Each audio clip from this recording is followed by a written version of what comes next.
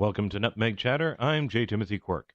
The world of sports in Litchfield County is documented and preserved in the rich stories written by the staff at LitchfieldCountySports.com. Since its founding in 2009, the founder, Tim Gaffney, has sought to continue his mission of providing sports information to the local community in Northwest Connecticut. Our guest for today's chat is Tim Gaffney, the owner, operator, and head writer of LitchfieldCountySports.com, right here on Nutmeg Chatter.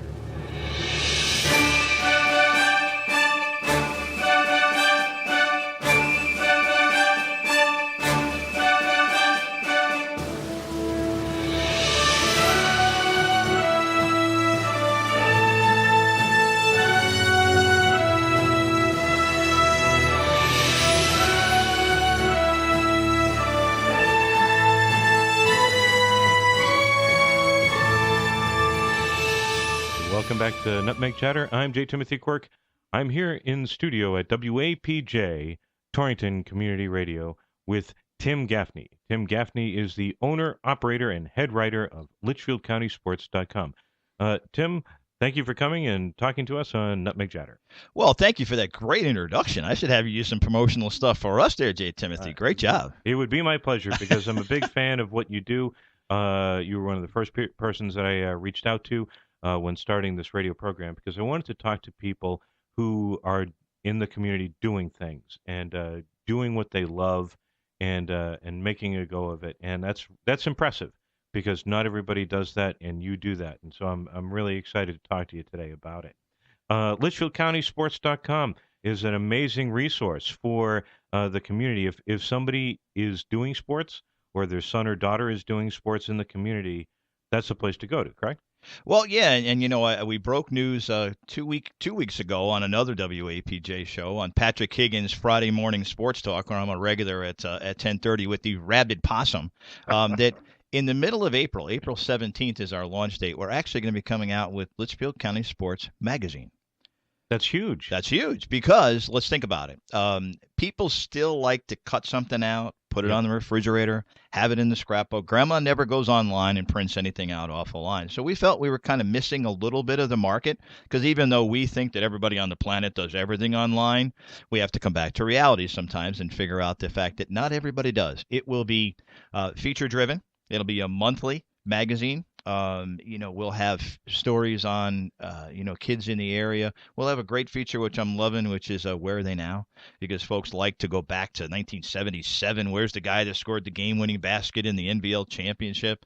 We started, Litchfield County Sports because there was such a gap on telling positive stories in the Torrington area. You always find out about the bad news. It's on the front page of the paper. Bad news sells. We look to try to change that.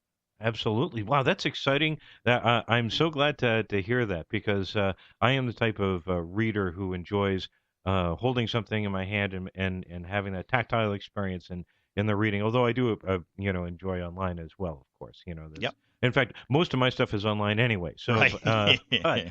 but I love that. That's exciting. So that's going to be our own magazine that is tailor made for anybody, any parent, any person themselves who is in sports in Litchfield County. And we'll make sure we leave a couple copies right here at WAPJ so you guys can read through them. You know what I mean? Heck yes, and you're right. I think that cutting things out, putting them in the scrapbook, or putting them on the wall, framing them forever. That is something that is that people love to do. And I think it's important to do because we celebrate the accomplishments of people who are actually doing something within the community, especially in sports, right? Well, my nature is positive. Drives my wife, Deb, nuts because my blood type is B positive. Okay, so I really have no choice. I could be negative, but my blood type just kind of rules what it is. I think it's lazy to just go for the negative news. You have to look a little bit. That's the high hanging fruit when you go for what's going wrong. If you're looking for what's going right, I work with high school kids, coaches, and parents that are 98% of them are trying to do the right thing, just trying to get by day to day, get their kids into a good school and enjoy the high school experience. Because for most kids, that's where it ends. Yeah, I mean, you have a great high school career. A couple of folks go on, play Division One, two, or three in different sports, but the experience that they get in sports with their discipline, with their teamwork, is going to help them, throughout life. And when I first started doing this way back in 1999, before Litchfield County Sports, I was a stringer for the Register Citizen. My full-time job was with Frito-Lay, and I sold potato chips. And let's be honest, did anybody ever sell a bag of potato chips? I never had to go say, listen, man, let me try to get you a better deal on your bag of Doritos. You know what I'm saying? It's just, but what it allowed me to do was to be in the community and meet everybody that was in sports. One of my main stops was Carbone's Market here in Torrington. Hello, Oh, you know yeah. what I mean? So talk sports all day long. Tony Torina has a great place down in Thomaston, and he was one of my accounts, former head coach of Torrington boys basketball back in the days when, they won the state championship in 2006. He was one of my main guys encouraging me to try to do this, for a living. And I said, okay, coach, that and $2 gets me a cup of coffee. How do you actually make this, happen? But what he always encouraged me to do, he's been like a big brother to me, is to keep telling those good stories, keep telling the positive stories about what's going on in the community. And we have literally just tapped the surface on what is available. There is so much more we could be talking about, and that's where we're looking to see if the magazine can kind of, do something with that, along with the online stuff that we do every day. I think that's an exciting progression in what you're doing, and I so want to talk about that. Yeah, yeah. But I was thinking, we scheduled this interview a little bit earlier, but you had an exciting report that you had to get done the night before at UConn, and you're all around Connecticut handle, even though you have a focus of Litchfield County, but you handle a lot of sports all across, correct? Well, the funny thing is when 4 years ago we approached the University of Connecticut. Two of my other main writers who we'll talk about later when we were on here on our show on WAPJ, Patrick Tish and Rick Wilson. Patrick loves UConn men. Right, he loves college basketball. He loves the NBA. Right, so we said, well, why don't we try to get credentials for UConn? And I'm like, yeah, good luck with that. We're these little guys in Torrington, Connecticut, just starting out. But what used to happen in the newspaper industry was territories, right? Well, with the web, they say, well, which territory? Well, it's got www, which I think means World Wide Web. So it kind of goes everywhere. So we applied for football credentials with UConn first. They took a look at our site. They saw what we did. They saw that we treated things professionally, upbeat, positive. They gave us a shot 4 years ago with football, so we started to cover UConn football. It was ironic when we started to cover UConn football because they were god-awful at that point. That's when they were going through every coach on the planet, T.J. Weist and Pasqualoni and all the rest of it. And I'm like, wait, don't they win here at UConn? Wasn't that the whole idea?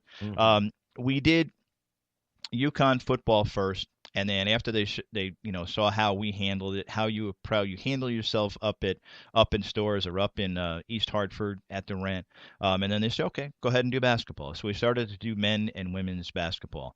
We've been to 2 national championships already. We went to Florida. One of my other writers, Rich Elliott, I remember. has done. Yep. Those trips are ones that are in the memory banks, forever. But the night that you're talking about was when UConn was going for their 100th win against South Carolina, and an environment for me at Gamble Pavilion when the place is packed, especially with students, because the UConn women draw an older crowd, so they're a little bit more reserved. But when you pack that student section, you literally feel 10 years younger yourself because the energy in that building is just so amazing. You have no choice but to feel it. Now, we're working, so I don't care who wins, right? That's one of the main things about being a writer. I don't root. I tell the story of what happened. Now, granted, UConn goes far, our local teams go far. We get to continue to tell the story. So, of course, in that basics, we root for our teams to continue to do good. Sure. But Yeah. at a game, there's the written rule or unwritten rule that, you don't cheer or root during a game. You know what I mean? And actually, it's funny, in the press box at the Rent, they actually have to make an announcement that, remember, there's no cheering during or booing during the game. And to me, it stuns me that you have to tell reporters that you shouldn't be, cheering or booing when you're working. You know what I mean? Because think about it. We're getting into a venue without paying. We're getting prime seating on the floor without any kind of fussing. And we're doing a story. You have full access behind the scenes to Gino Auriemma and Kevin Ollie and now back with Randy Edsel, with football and the rest of it. So that, to me, is a privilege. But you have to continue to earn that privilege by how you act and how you, present yourself. But that night against South Carolina, there was so much national media there. There must have been 75 of us, where sometimes there's 12. You know what I mean? Depending on they're playing like UCF on a Tuesday night at the XL Center. Forget about it. But that night you knew it was going to be a close game with South Carolina, and it was. So some of us were actually sitting in the stands, which is interesting because when you're sitting in the stands, one thing that reporters don't do is you don't mingle with the crowd, because in a lot of cases the word fan means fanatic, right? Okay. And that particular night, UConn ended up winning. I think it was by 11.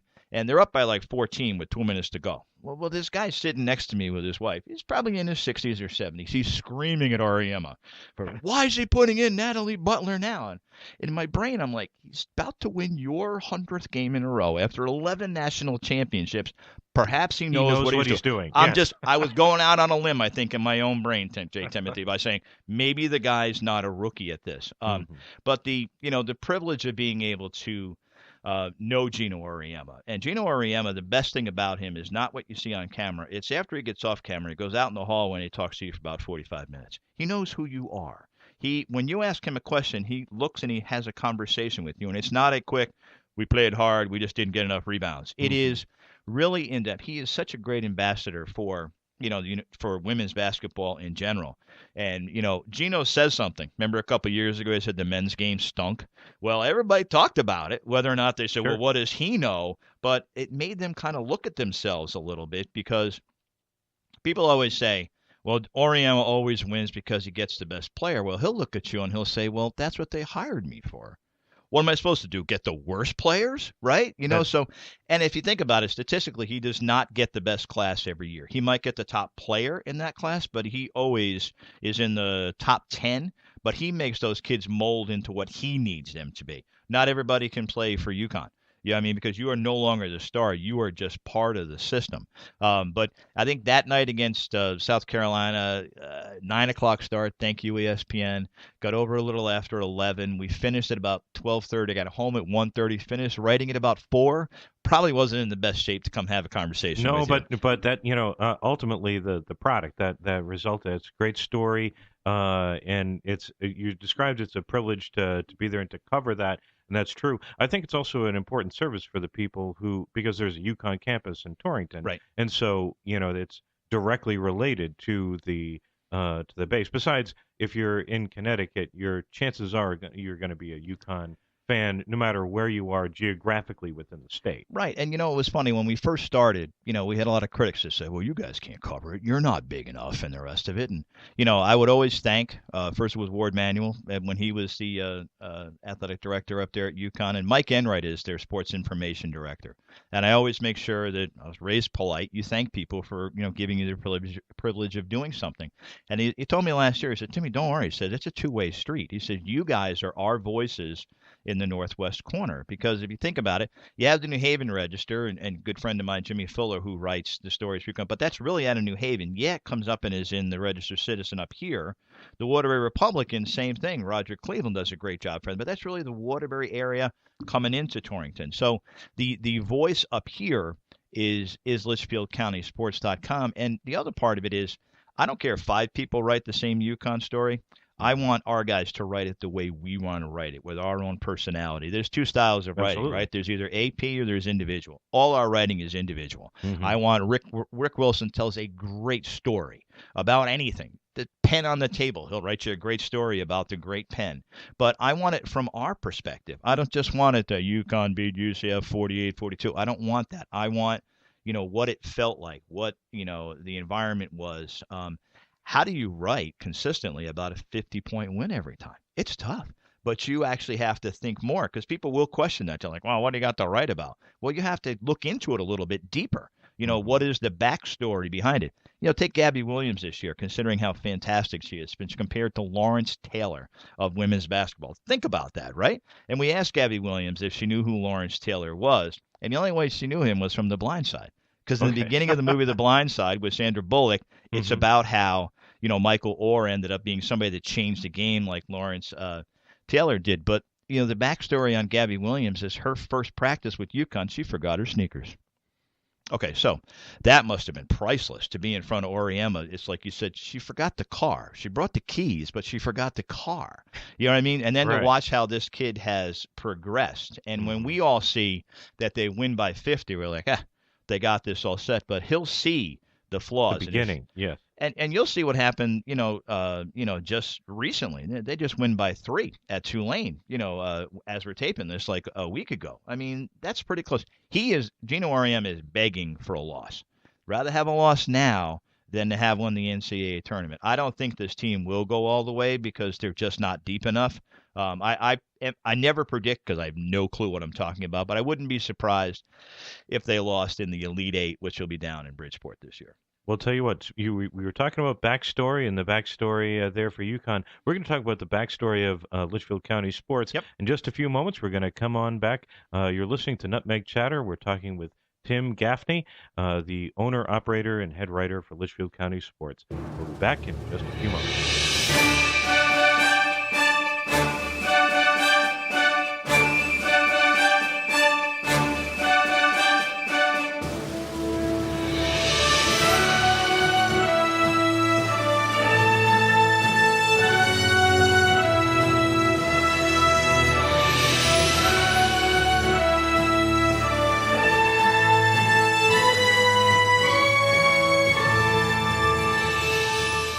Welcome back to Nutmeg Chatter. I'm J. Timothy Quirk. I'm speaking with Tim Gaffney, the owner, operator, head writer of LitchfieldCountySports.com. That's the place you go to if you're going to learn anything about sports, if you want to read anything about sports, and it's now going to be a magazine. Come on. That's so fantastic here for the community.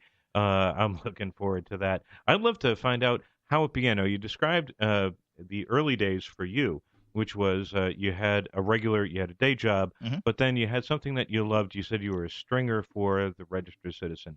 How did you pick up that bug? I mean, were you always a writer? No. Well, I'll go way back to high school. I played soccer and cross country in the 70s, and I had asthma, right?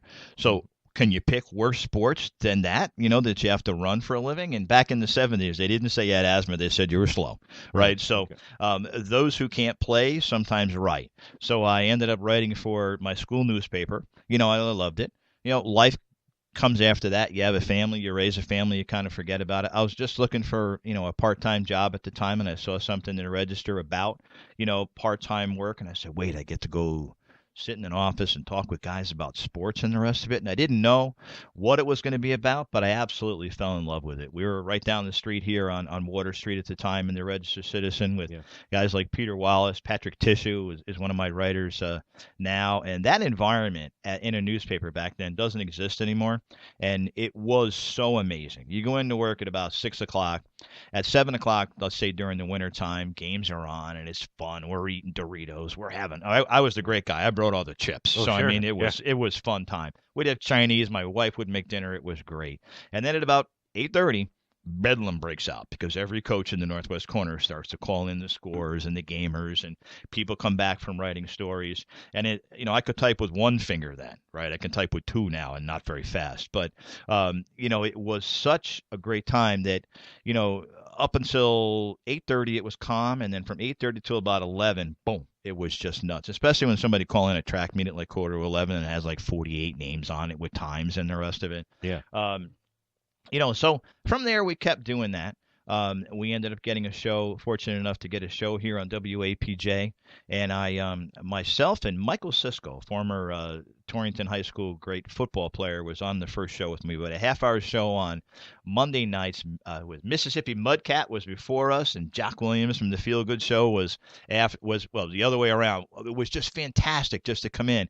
But I was so nervous back then. My first show, I wrote the whole thing down, J. Timothy, for a half hour. Because, you get in front of this microphone in the beginning and you're like, well, what's it going to do to me? You know what I mean? And you don't know. You got to push these buttons on here. And all. Now you can't shut us up, right? But it was a lot of fun. Patrick Tisha came on one time as a guest, and he stayed. Rick Wilson came on as a guest, and he stayed. And all of a sudden, the show was formed. We had everybody from Jordan Williams when he was making his decision to go into the NBA, and every other athlete in the area we had come on the show because we knew everybody. And who doesn't want to come talk on the radio, especially because the way that we kept it was upbeat and positive. Yes. We went from a half hour to an hour, but at that time, Patrick had left a registered citizen. Rick was still doing some work down at the Water Republican, where he does great work now. But I had nothing because all the budget had been cut out. There was no more work left. So out on the sidewalks here on Water Street one night after a show, I just said to the guys, I said, look, we've got to create something of our own if we want to end up being able to write. There's a lot of freedom in what we're able to do with this. Now, we had no clue what to do. Create a website? Good luck with that. What I knew I had great writers. Rick is an award-winning writer in Connecticut. Patrick's a great writer. I tried to get along as I was going along, but I knew I had a passion for it. So we actually, a kid that used to work with us at the Registered Citizen, Kevin Roberts, his brother George, is a web designer. So he kind of connected us. We went down to his office in Plantsville and just had a basic sketch of what we thought the site should look like. George was kind enough to kind of help us get started with it. We're on our second edition of it now, where we've kind of revamped it, added the videos, changed it a little bit. And from there, we just started taking off. We could then be anywhere we wanted to be. The biggest challenge of, online is, how do you make money? It's great to have an online site and the rest of it, but how do you have to get advertisers. You have to get sponsors. But I think what people saw from us is that we were telling it a little bit differently. Part of our slogan is more than just the scores. Mm-hmm. Every kid knows who wins the game 4 seconds after it happens with Twitter and Facebook and all the rest of it. Right. So, and an AP type story, I don't care. I want to know the behind-the-scenes stuff. I want to follow a program from the first day of practice till the end of the season, because then I can see how they progress. I can see how they mature, or I can see how they don't. You know what I mean? You can see how it gels or how it doesn't. And I think folks started to appreciate that, and they started to appreciate the style of what we did. And we kept everything positive. It's so easy to just throw negative stones at folks. We just don't go there. That's a great success story, but I don't even want to sell it too short, because it takes a lot to go out on a limb and to actually build the thing that you love. And that's incredible to be able to do that, and then to make that the success that it is today. But it's constant work, and it's constant work every single day to make sure that your stories are the best, that you write it in the manner that you want to have it written in. Correct? Yeah, and at the time I was still working at Frito-Lay. I had to stay with Frito-Lay till I was 55 so that I could retire and keep their benefits, and it was very important nowadays. I have a little pension, which, again, the same thing is, wait, they still send me money every month and I don't work there anymore? I'm like, okay, we're good with this.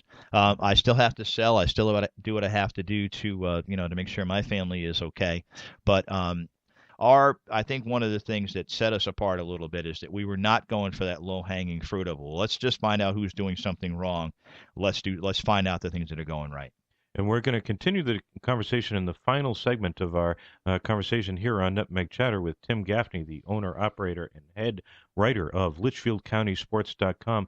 LitchfieldCountySports.com is exactly what that is, www.litchfieldcountysports.com. We're talking about sports and the creation of this particular media environment.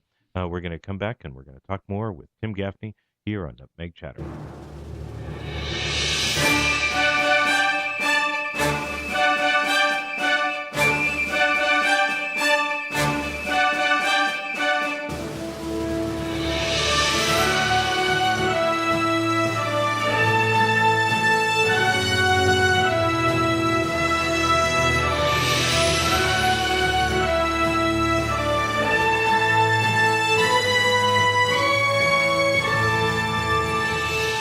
Back to Nutmeg Chatter. I'm J. Timothy Quirk. I'm speaking with Tim Gaffney of LitchfieldCountySports.com. LitchfieldCountySports.com is the premier destination if you're going to be looking for information about sports in Litchfield County. It started as a radio program. It also evolved from Tim Gaffney's love of sports, love of writing about sports when you were a writer for the Register Citizen. You have other writers, other sports writers, who also write in that personal tone that gives individual readers a better and deeper understanding of the events that happened on a particular day as relates to sports. You have the radio program, and you still do go on WAPJ, so we're very happy about that here on WAPJ Torrington Community Radio. You also have a cable show. Yes, actually tomorrow night. Tomorrow night because we're taping this. Good luck with that, Gaffney.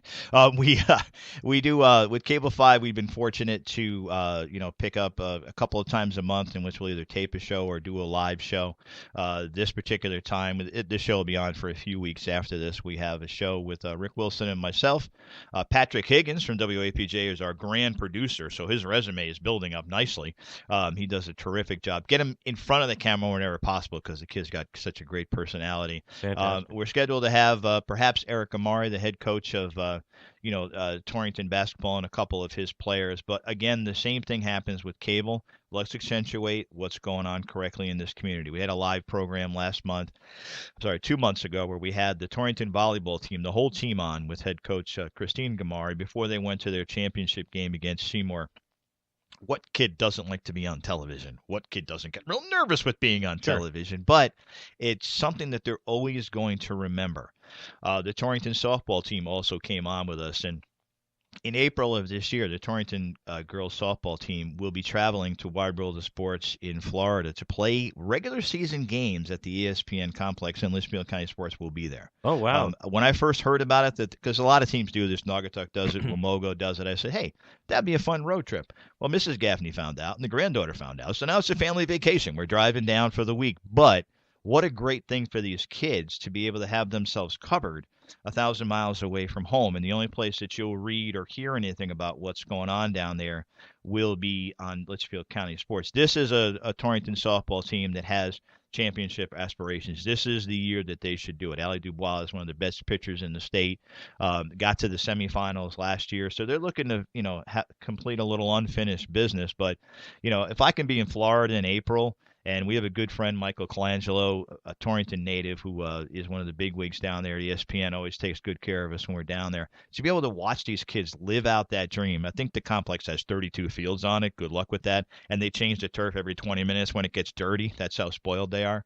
But, to be able to go down and do those kind of stories, with those kids and then, bring them back, they'll be part of what comes out in the first magazine is kind of the previews, for all this. So. That's exciting. And correct me if I'm wrong, but that's not going to be recorded by any other newspaper at all? No. Okay. This will be. They're going to be able to find this story and then follow that through line, especially as they continue and build a greater success. This could be a huge story that can only be found on LitchfieldCountySports.com. And our good friend Mike Colangelo, I mentioned earlier, when I first worked for Frito-Lay and we were contemplating putting this together, Michael's job at ESPN is to think 5 years ahead of everybody else, right? So I would sit in my Frito-Lay truck outside Carbone's normally at the end of the day, 12-foot grinder, you know how it works. And, he would say, make yourself ESPN, but make yourself local, which means do everything. Have a television presence, a radio presence, and an online presence. And that's what we've tried to do. And that's part of the success of LitchfieldCountySports.com, because now that's synonymous with all of the sports. If you care about sports in this community, that's where you go to for that information. That's what we're trying to do. Absolutely. Well, it's been an absolute pleasure to talk to you, Tim, and learning more about LitchfieldCountySports.com. Where do they go, of course, if they want to learn more about LitchfieldCountySports.com? Appreciate it. Well, once again, I want to thank you for being here on Nutmeg Chatter. To find out more information, go to www.litchfieldcountysports.com. My name is J. Timothy Quirk. This has been Nutmeg Chatter, the radio program for WAPJ Torrington Community Radio. Thank you for listening.